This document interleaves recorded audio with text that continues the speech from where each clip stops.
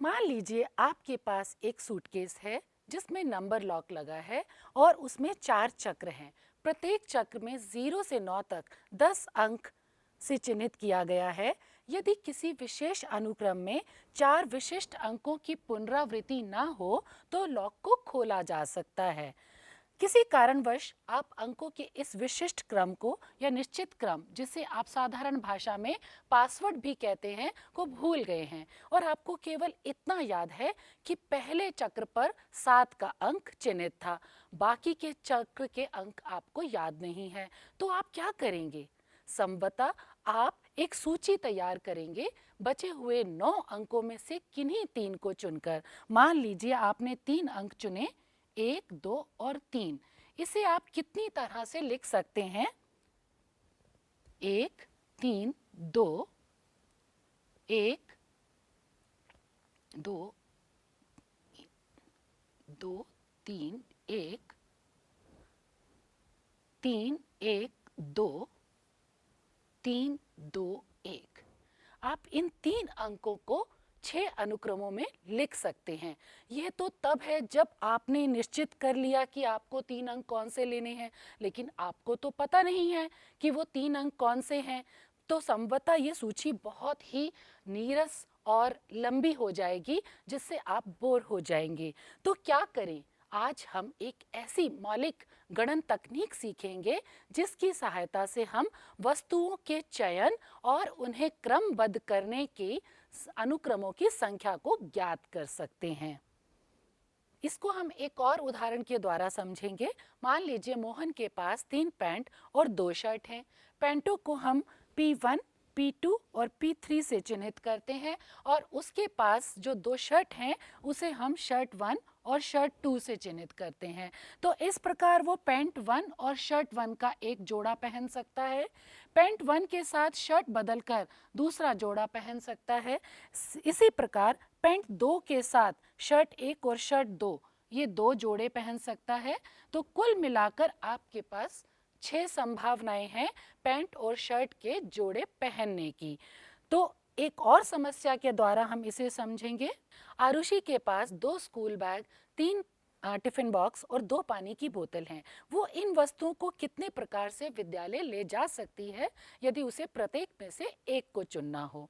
यदि हम उसके बैग को B1 और B2 से दिखाएं और उसके 3 टिफिन को T1, T2 और T3 से चिन्हित करें और पानी की बोतलों को W1 और W2 से चिन्हित करें, तो किसी दिन वो जब बैग 1 लेके जाती है और टिफिन 1 और बोतल 1 लेके जाती है, तो उसके पास ये संभावना है, ये विकल्प है बैग 1, टिफिन 1 और बोतल 1 का। इसी प्रकार बैग 1 में वो टिफिन 2 भी ले जा सकती है। टिफिन 2 के साथ अब फिर से उसके पास 2 विकल्प हैं, बोतल 1 और बोतल 2 ले जाने के। अब उसके पास ये 2 विकल्प और बन गए। तो इस प्रकार अगर हम चलेंगे तो इस चित्र द्वारा आप समझ सकते हैं कि 12 तरह से 12 विकल्प आरुषि के पास हैं कि जब वो इन वस्तुओं को विद्यालय ले जा सकती है।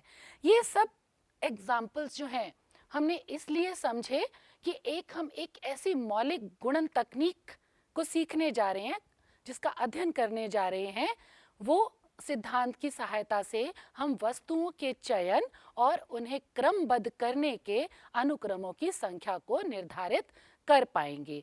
और उस सिद्धांत का कथन इस प्रकार है: यदि एक घटना m तरीके से घटित हो सकती है, तदुपरांत एक अन्य घटना n विभिन्न तरीकों से घटित हो सकती है, तो दिए गए क्रम में इन दोनों घटनाओं को भिन्न तरीके से घटित होने की कुल संख्या है m गुणा n। जहां पर भी आप ये स्टार का चिन्ह देखेंगे, इसका अर्थ गुणा है।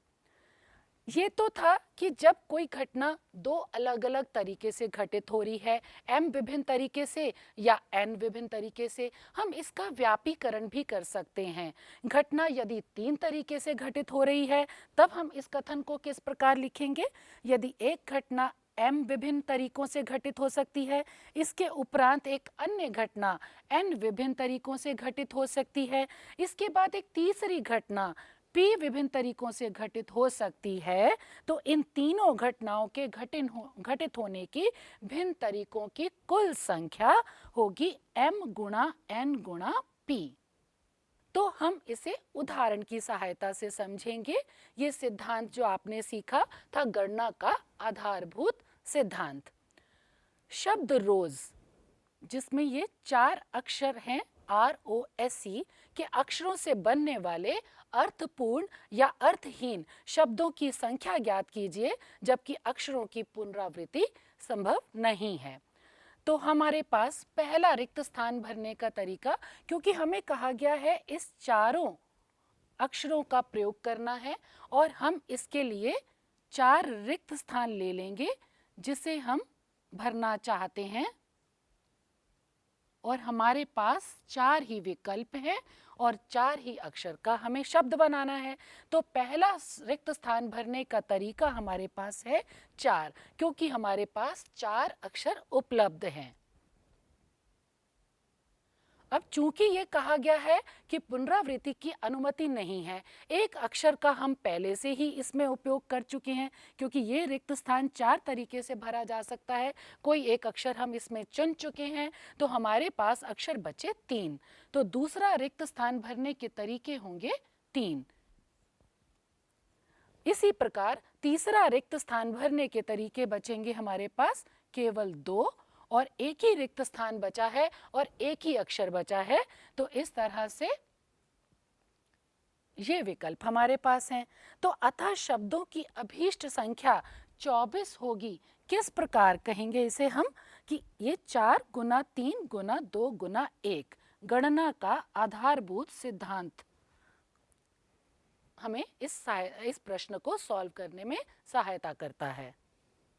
ये तो स्थिति थी जब अक्षरों की पुनरावृत्ति संभव नहीं थी। यदि अक्षरों की पुनरावृत्ति संभव होगी तब हमारे पास अक्षर अभी भी 4 हैं, वही 4 विकल्प ROSE, और रिक्त स्थान भी 4 हैं, क्योंकि हम 4 अक्षर के शब्द बनाना चाहते हैं कि कितने शब्द बनेंगे।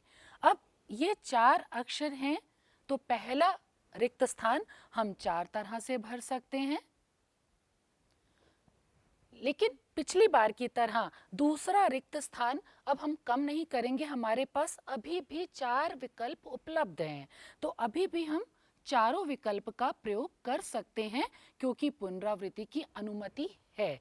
इसी प्रकार हम तीसरे रिक्त स्थान में भी 4 विकल्प प्रयोग कर सकते हैं, और चौथे रिक्त स्थान में भी 4 अक्षरों में से किसी का भी प्रयोग कर सकते हैं। तो कुल मिलाकर हमें जो अनुक्रम मिलेंगे और जो शब्द बनेंगे वो होंगे 4 गुना 4 गुना 4 और गुना 4।